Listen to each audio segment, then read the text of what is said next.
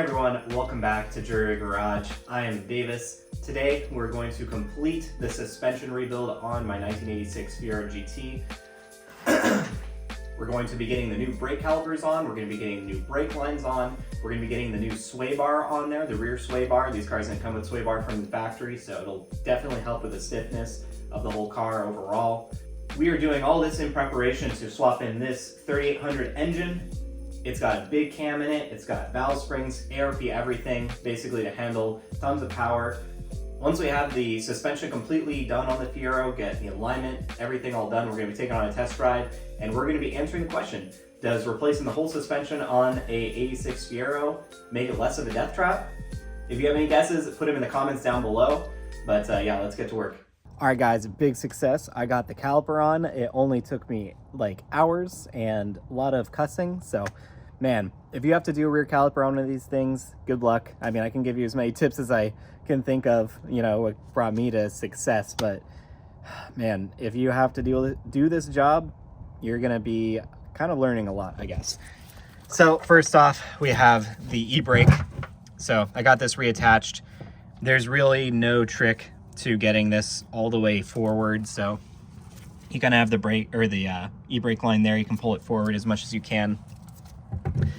On the driver's side, it seemed easier. The passenger side here, huge struggle. Eventually I had to remove this pin or the spring, and then I clamped it in the vise and I zip tied it with probably like 15 zip ties. You can see all the ones that I cut off on the ground here, just to kind of slide it in there, because you can't get this lever far enough down with the spring, and then on top of that, just pulling the wire through, it is such a pain, and it's still like not wanting to cooperate. So I put an extra zip tie on here to kind of hold it in place.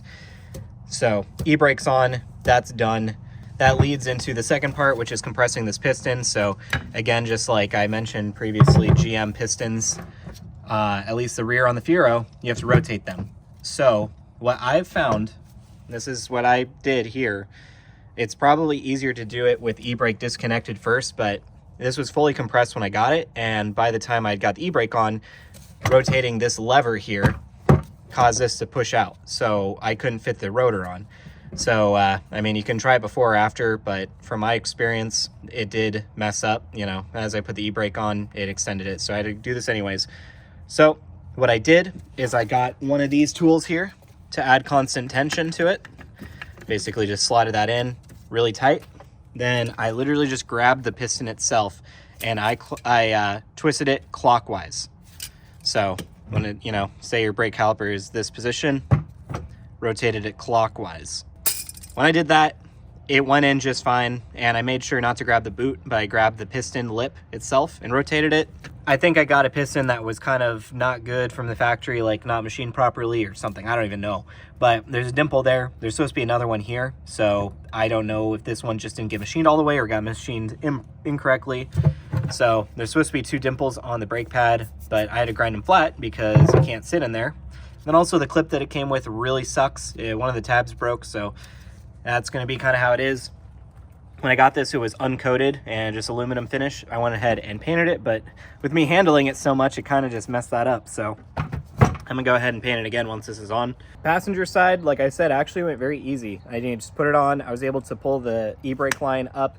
Still took some force. I had to use pliers and, you know, crank it on it, but got that on probably like 10 minutes. This side's been definitely over an hour, probably 2 hours. I spent quite a bit yesterday and today finally getting it, you know, completed. So I'm gonna go ahead and put this back together, paint it again, and just, you know, hopefully that goes well. Then I can work on replacing the brake lines here and then doing the alignment. All right guys, just got the alignment done. This tool that I have is super useful for it. So as you can see, you know, we're working on the rear. GM did put like a front wheel drive car subframe in the rear for the Fiero here. So it does have a tie rod for adjustment. So I have these plates that bolt to the front. I basically leveled them, tightened them down. I have them on either side here. And the premise is you want the distance from this edge to the other edge and this edge to the other edge, same distance, because if they're the same distance between, it'll have to be, you know, parallel or perpendicular, whatever the term is. So this will set the toe of the rear, which is pretty critical on a rear wheel drive car or pretty much any car. So as you can see here, I have just under 65 inches. Then on this side, same distance, maybe just a little off, but pretty much the same. Certainly enough for street driving, you know, until I can get a proper alignment. My God, guys, just went through so much work here. Basically just buttoned up everything, got the suspension jacked up and then torqued everything down. Basically you need to load the suspension when you do that, but went ahead and did that on everything, and then I went ahead and greased every bushing that I installed. And now we have the car at its ride height. So with how I have it set right now, it's pretty much on its lowest setting with the coilovers. I can raise it just a little bit if I wanted to. It looks like it could use maybe half an inch, but it's fine as is. Eventually, once I go to some different tires and wheel setup, I might mess with it again, but for right now, it's pretty good. The rear is definitely stiffer here. Can still bounce it a little bit by hand. Ground Control sent me some 350-pound springs for the rear here. Also, when you think about it, it's really just the strut and then the control arm and tie rod holding this on. So when it comes to, you know, how planted it is, it's going to be a little bit bouncy. This thing definitely could use some kind of like trailing arm to really secure it, but it is what it is. Adjusted the alignment in the rear a little bit more and the front, so that should be straighter. As far as the rear goes, I'm interested to see actually how much the sway bar over there will improve the stiffness in the rear here, because it'll tie the control arm to the frame and then to the other side. So that should overall help the stiffness of this thing. Once I have the sway bar in, all I'll have to do is swap out the brake lines and bleed the system. I want to bleed the clutch again, and then we can finally take it on a test drive.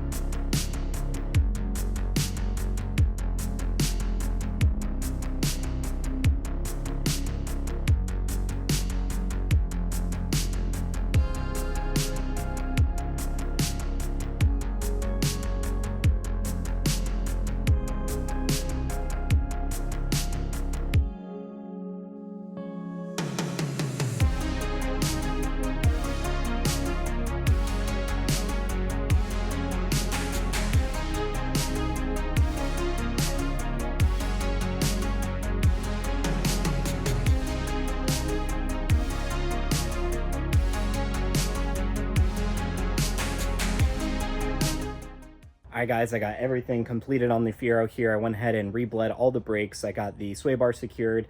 I basically nut and bolt checked everything, so should be all good to go. I'm gonna go ahead and put it on the ground, and we're going to see if we can drive it around with the brakes working. Couple concerns: the driver side front brake caliper, the bleeder screw is rounded off, so I had to take one of the bleeder screws from the other calipers from the rear that I had junked, swap that. Also, it doesn't seem like the brake line is seating, or at least doesn't seem like the copper washer is crushing properly. I've gone through 2 sets and it seems like it's just a little bit weeping. I did, you know, push the brake a bunch, and it's not like it's spewing fluid or anything, just a little bit of weepage, a little bit of, you know, tearing up at the seam there. So, you know, I might need to replace that caliper. I mean, at this point, might as well replace the 2 fronts because the rear are new as well. But anyways, yeah, I'm gonna go ahead and put the wheels on, and we're gonna see if this thing can run. Well, guys, I got the Fiero on the ground for the first time in forever. I got the wheels torqued down, testing the suspension here. The rear sway bar definitely stiffened this up. I mean, just with the coilovers and kind of stock non-sway bar setup, it was way stiffer than it was stock, but I could still kind of push it. Now, the sway bar just really added so much stiffness to this thing. So that's gonna be great. I'm gonna go ahead and warm it up, take it on a test drive, and see how it goes. All right, guys, we're back. It is several days later. Tristan is actually the cameraman now, so we're gonna see how the new suspension does. I guess I probably shouldn't be pushing the clutch because we'll fall backwards, but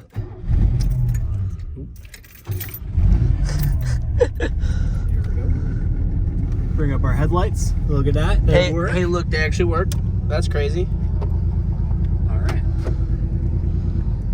Idle's a bit higher than I think it should be, but better than it used to be. We just did a lots better huge manual reset on the idle speed. So one thing I read is you have to take it for a test drive. So this is the first drive I've taken it on since we just reset the set the IAC, so see how that goes. But yeah, new suspension feel right now. I mean, it feels pretty much the same as it did before. Nothing really notable at the moment. I think once we take it over some bumps, that'll kind of be the tell. Oh, what the hell? I'm getting water on me. Oh, yeah, look out. See all the condensation. Oh, that's all inside? I thought that was outside. Holy shit. Well, I guess it's raining in the Fiero today, so I'm just going to put my hood up. Yeah, did you get a view of all the condensation? Yep, sure did. It's just sprinkling down on me. Yep. Very good.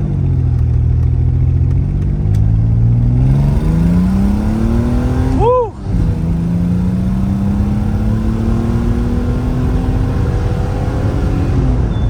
Woo! Oh, Jesus. Oh, God. Dude, braking, the car's going like side to side. Yeah, that was not confident. That's feeling. weird as hell. I wonder why I was doing that. Yeah, I don't know. Maybe it's braking too hard. Yeah, maybe the fronts are overpowering the rears. There's a lot of weight in the rear of the car, you know, the motor back Yeah. there. So, I don't know.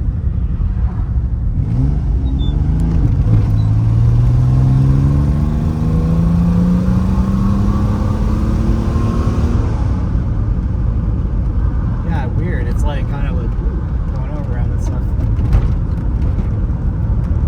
But, I mean, actually, this is feeling a little bit better than, I mean, I would hope so. That might sound bad. It's feeling better than it did when it was completely stock and blown out and everything. Like, going over bumps and everything. Jesus, it was so bad before.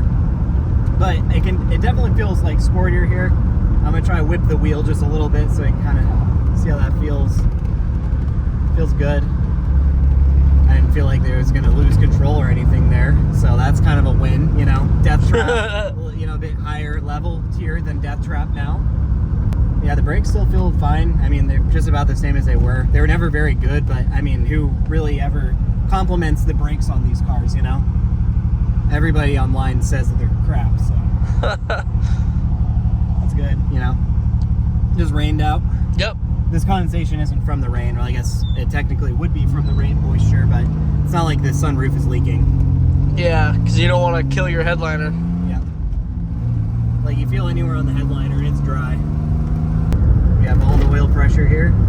Oh yeah, let me show that. All of it. Yeah, it feels like kind of floaty, which is weird.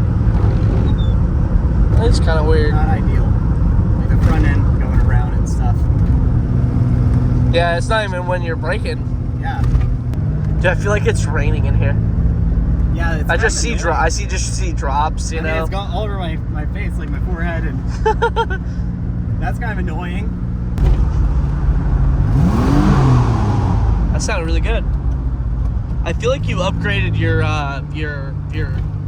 death box. Yeah, a little bit. Yeah, I feel like Still death box. depth machine, you know? I feel like you've upgraded statuses. Yeah. It is now one grade higher of a death machine. Yep. Oh, it's going down my sleeve. There's a lot of it.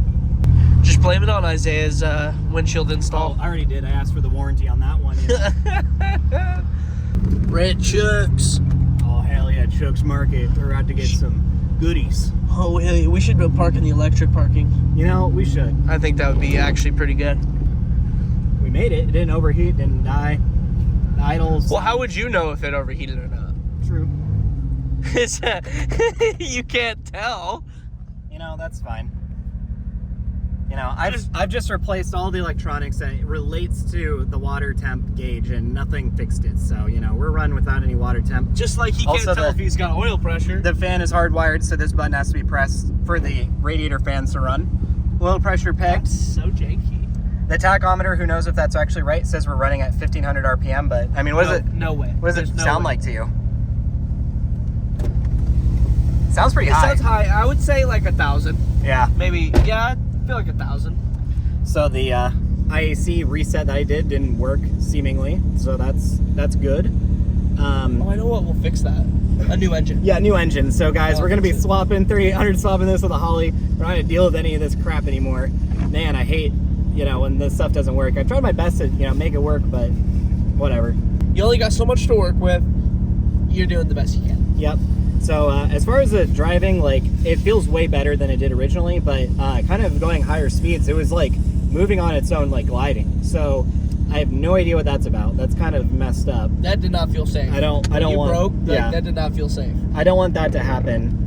But because imagine you're on the track. Oh, I know. So that would be I'm very definitely bad. fixing that before going to the track or doing anything crazy with it power wise.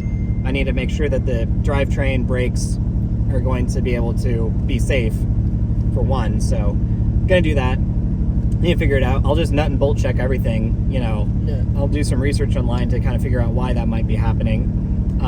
Maybe, I mean, the tires are new on the front. I don't know what it could be. If you guys have any ideas, let me know down in the description. It's not like it's dangerous for me to drive around, but definitely not ideal at high speeds. I'm not going to be taking this on the highway or anything. Yeah, like poles though would be pretty unsafe. Yeah. So guys, we'll be right back. But yeah, drive success, I would say. All right, guys, as you saw, swapping the suspension on a 1986 Fiero, you know, all new bushings, ball joints, coilovers, sway bar. Does it make it any less of a death trap? Not really, maybe just like a little step above a death trap, but we're basically at the point with the Fiero where we're going to be swapping the 3800 motor in and turbocharging it. There's some other things I would have liked to do to the car in its current setup, but you know, at this point, we're just ready to start with the swap. We have the Holley Terminator X system to power it. We also have the GTX 3582 we got from Max Speeding Rod just to kind of get us by. Also have some other cool parts that we're going to be swapping onto the Fiero. But just to give you a sneak peek, guys, this is what the Fiero looks like right at the moment. There it is, guys. We're actually like 2 months into the future. It's snowing out, and we're just about ready to pull the motor on this thing. So if you want early access to start watching the next video right now, join us as a member down below. The video is out. I want to thank all you guys for watching, and I hope you guys are excited for the Fiero swap just as much as I am. Very excited to start getting into a project. And hope you guys are too. So definitely leave a like, subscribe, comment down below, and we'll see you next time.